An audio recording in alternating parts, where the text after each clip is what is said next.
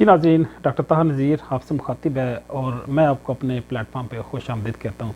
नाज़रीन, आज हम बात करेंगे इमरान खान के हवाले से, पर्टिकुलरली हम उसकी कुर्बानियों की बात करेंगे, हम उसकी इस्तकामत और अज़ीमत की बात करेंगे कि उसने पाकिस्तान की कौम के लिए, पाकिस्तान के लिए, उम्मत के लिए, इस्लाम के लिए जो कुर्बानियाँ दी हैं और जो आज के दौर में भी मौजूदा हालात के अंदर भी जो वो कुर्बानियाँ दे रहा है, जो जिस सख्त हालात से वो गुज़र रहा है, उसके हवाले से हम हल्की फुल्की बात करेंगे। ये बात करने से पहले मैं ये बताता चलूँ कि इमरान खान की जो शख्सियत है, उसका जो कद कामत है, उसकी जो पॉपुलैरिटी है, वो उसकी जो सोच है और उसकी जो मकबूलियत है पाकिस्तान के अंदर, कौम के अंदर, बल्कि पूरी दुनिया के अंदर, इस कदो कामत का सियासतदान पाकिस्तान की तारीख़ में कायद-ए-आज़म के बाद कोई नहीं आया। ये मैं नहीं कहता, दुनिया के मुख्तलिफ़ मुबस्सिरीन, मुख्तलिफ़ अदारे और मुख्तलिफ़ सर्वे करने वाले लोग भी इस चीज़ का एतराफ़ करते हैं कि इमरान खान की जो शख्सियत है, उसकी जो सोच है, वो कायद-ए-आज़म के बाद पाकिस्तान के अंदर कोई इस कदो कामत का सियासतदान नहीं आया। भुट्टो को कुछ लोग कंपेयर करते हैं, लेकिन मेरी दानिश्त में और मेरे जैसे और कई सारे लोगों की दानिश्त में, उनकी राय में भुट्टो से भी मैं समझता हूँ कि इमरान खान कई हवाले से एक बेहतर सियासतदान, बेहतर शख्सियत हैं। तो इस पे बात करने से पहले थोड़े से हमें पस मंज़र में जाना पड़ेगा। हम सिर्फ 2018 के इलेक्शन से अपनी बात का आगाज़ करते हैं। इंतखाबात होते हैं, PTI 149 सीटें लेती है, इसी तरह जो मुस्लिम लीग नून है 82 सीटें लेती है, पाकिस्तान पीपल पार्टी 54 और MMA इसके पास 15 सीटें आती हैं और MQM 7 सीटें जीत के एक मुख्तलिफ़ किस्म के जो लोग हैं, मुख्तलिफ़ फ़िक्र रखने वाले लोग असम्बली में आते हैं। बिलाखिर PTI की गवर्नमेंट बनती है और ये गवर्नमेंट बनने के बाद इमरान खान एक अपने अंदाज़ के साथ, अपने मजाज के साथ चीज़ों को ऑर्गेनाइज़ करता है। तो ये क्योंकि अपनी एक सोच रखता है और आज़ादी को पसंद करता है, इंटरनेशनली रिकॉग्नाइज पर्सनैलिटी है, मतलब एक मरूफ शख्सियत है, किसी के इन्फ्लुएंस में आने वाला नहीं है। और इसने कई सारे ऐसे फ़ैसले किए, वो चाहे यूक्रेन के हवाले से हो, अफ़गानिस्तान के हवाले से हो, करप्शन के हवाले से हो, कई सारे जो डोमेन्स हैं, एरिया हैं, उनमें इसने पाकिस्तान की कौम के लिए, मुल्क के लिए बड़े नुमायाँ और शानदार कारनामे अंजाम दिए। और वो मुख्तलिफ़ अदारों को, पर्टिकुलरली जो मिलिट्री इस्टेब्लिशमेंट थी, जो सिविल इस्टेब्लिशमेंट थी, उनके लिए वो काबिल कबूल नहीं थे, क्योंकि इस सूरत में मैं समझता हूँ कि पाकिस्तान में एक आज़ादी की तहरीक बर्पा हो जाती, पाकिस्तान की कौम को शऊर और आगाही मिल जाती और वह अपने हकूक़ और अपनी आज़ादी खुद मुख्तारी को पहचानना शुरू हो जाते, जो उन्हें मैं समझता हूँ कि शायद गवारा नहीं थी। तो इसलिए 10 अप्रैल 2002 को तहरीक अदम इत्माद पेश होती है, कामयाब होती है और जनाब कमरुज़्ज़मान बाजवा साहब या कमर बाजवा साहब, जो भी उनका नाम है, वो इमरान खान के सामने 3 ऑप्शन पेश करते हैं। 3 ऑप्शन में से इमरान खान असम्बलियों को डिज़ॉल्व करने की ऑप्शन को अवील करते हैं, लेकिन पाकिस्तान की जो मिलिट्री इस्टेब्लिशमेंट है, अपने ही किए हुए वादे की वादा खिलाफ़ी करते हुए असम्बलियों को बहाल भी कराते हैं और एक ऐसे शख्स को, जनाब शहबाज शरीफ साहब को, पाकिस्तान की कौम पे मुसल्लत करते हैं उसी दिन जिस दिन उन पे फ़र्द जुर्म आयद होनी थी। ये बात मैं नहीं, पूरी दुनिया जानती है और अरशद शरीफ शहीद ने इस बात का बार बार जिक्र किया। 12 मई 2023 को और 18 जनवरी 2023 को ग्रेजुअली पंजाब और KPK की असम्बलियाँ भी तोड़ दी जाती हैं। इसी मुतालबे के साथ पाकिस्तान के अंदर इलेक्शन कराए जाएँ, तो इंतखाबात के नतीजे में जो भी गवर्नमेंट बनेगी वो कंट्रीब्यूट करे, वो आवाम की नुमाइंदगी करे और वो मुल्क और कौम की खिदमत करे। लेकिन क्योंकि जो इस्टेब्लिशमेंट थी वो बदनीयत थी, वो किसी भी शक्ल में, किसी भी सूरत में, किसी भी हालत में इमरान खान को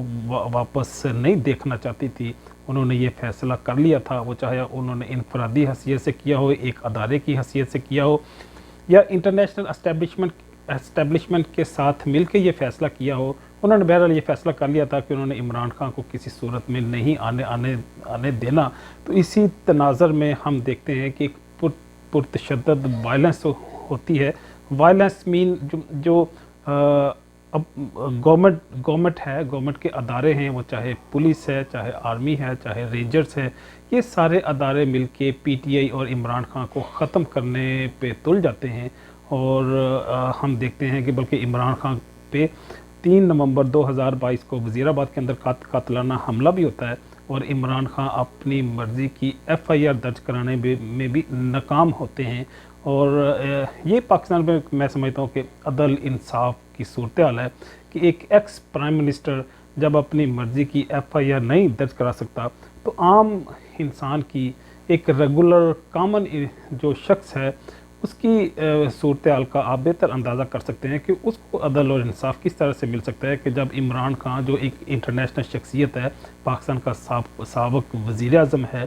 وہ اپنی مرضی کی ایف آئی آر درج نہیں کرا سکا اور وہ جوڈیشل پروسیڈنگ یا انکوائری اس طرح سے نہیں کروا سکا جس طرح سے ہونی چاہیے، تو عام لوگوں کو بلا پاکستان کے اندر کس طرح سے انصاف مل سکتا ہے. بات کو آگے بڑھاتے ہیں. ہم دیکھتے ہیں پھر 23 اکتوبر 2022 کو ارشد شریف کو کینیا میں اسی اسٹیبلشمنٹ کے بہاف پہ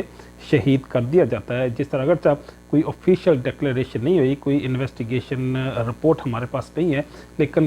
کرائن اور شواہد یوں ہی کہتے ہیں کہ اس کی فوتیدگی میں، اس کی شہادت میں پاکستان کی ملٹری اسٹیبلشمنٹ کسی نہ کسی لیول پہ ضرور ملوث تھی.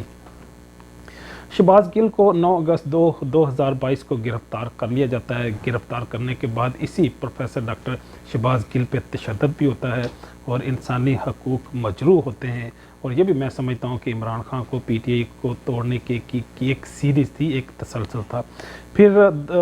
اکتوبر 2022 کو اعظم سواتی کو ایک ٹویٹ کرنے کی وجہ سے گرفتار کر لیا جاتا ہے. اس کو برہنہ کیا جاتا ہے، اس میں آدھی رات کو اس کو پکڑا جاتا ہے، اس کے بچوں کے سامنے، اس کی بیوی کے سامنے اس کو تشدد کا نشانہ بنایا جاتا ہے اور غیر انسانی سلوک کرنے کے ساتھ ساتھ غیر اخلاقی اور میں سمجھتا ہوں کہ بدترین قسم کا اس کے ساتھ سلوک کیا گیا. اور اس میں ویڈیو کی بھی چاہے ہم بات کریں، چاہے اس کے فیملی پارٹس کو جن کا سیاست سے کوئی تعلق بھی نہیں ہے ان کو اس میں ملوث کرنے کی بات ہو، تو یہ میں سمجھتا ہوں کہ غیر انسانی اور انسانیت سے گرا ہوا ایک فعل تھا جو پوری دنیا نے دیکھا. 9 مئی کا واقعہ ہوتا ہے. 9 مئی واقعہ کے بعد پھر پی ٹی آئی اور عمران خان کے بعد بڑا سخت عذاب نازل ہوتا ہے، یا ایک بڑا سخت حالات آتے ہیں جس کو کئی سارے لوگ ایک فالس فلیگ آپریشن کا نام بھی دیتے ہیں کہ ایسا آپریشن جو آرمی نے یا پاکستان کے اداروں نے خود سے ہی برپا کیا اور اس کا مدعا انہوں نے عمران خان پہ اور پی ٹی آئی پہ ڈال دیا. اور اس کے بعد ہم دیکھتے ہیں کہ کیسا تسلسل شروع ہوا، ایک ایسا سلسلہ شروع ہوا جو ابھی تک ختم ہونے کو نہیں آ رہا، اور لوگوں سے کہا جا رہا ہے پریس کانفرنس کریں، پی ٹی آئی کو چھوڑیں اور چلے جائیں. اور یہ کیسی جادو کی چھڑی ہے اور یہ کیسی بات ہے کہ دیکھیں آپ صرف ایک پریس کانفرنس کرتے ہیں، آپ کے مقدمے بھی ختم، آپ کی انکوائری بھی ختم، آپ کے جو جوڈیشل پروسیڈنگ بھی بند، آپ کی ضمانت بھی منظور، لیکن جب آپ پریس کانفرنس نہیں کرتے، پی ٹی آئی کو چھوڑنے کا اعلان نہیں کرتے، تو آپ پہ سارے جبر اور سارے ریاستی تشدد اور سارے مقدمات مینٹین رہیں گے اور ان پہ پروسیڈنگ بھی ہوگی. بات کو آگے بڑھاتے ہیں اور عمران خان خود کہتا ہے کہ بڑے تسلسل کے ساتھ انسانی حقوق مجروح ہوتے ہیں، وہ چاہے عمران خان کے ذاتی اور شخصی حیثیت سے ہوں یا ان کی پولیٹیکل پارٹی کے حوالے سے ہوں. بہرحال انسانیت کے حقوق یا انسانی حقوق پاکستان کے اندر مجروح ہوتے ہیں. 150 کے قریب مقدمات ہوتے ہیں، بلکہ عمران خان کی سٹیٹمنٹس کے مطابق اب تو تقریباً 200 کے قریب مقدمات ہونے کو ہیں. پھر ہم دیکھتے ہیں کہ 28 اپریل کو عمران خان کے خلاف ایک انکوائری لانچ ہوتی ہے، انویسٹیگیشن ہوتی ہے، اور یہ انکوائری رپورٹ اصولی طور پہ قانونی طور پہ ملزم کو دکھائی جاتی ہے. لیکن فرسٹ ٹائم عمران خان صاحب کو یہ انکوائری رپورٹ جیل کے اندر انہیں پکڑائی جاتی ہے جب گرفتار ہوتے ہیں، اور 1 مئی کو ان کے وارنٹ گرفتاری نکلتے ہیں، اور وارنٹ گرفتاری چھٹی والے دن نکلتے ہیں اور ان کو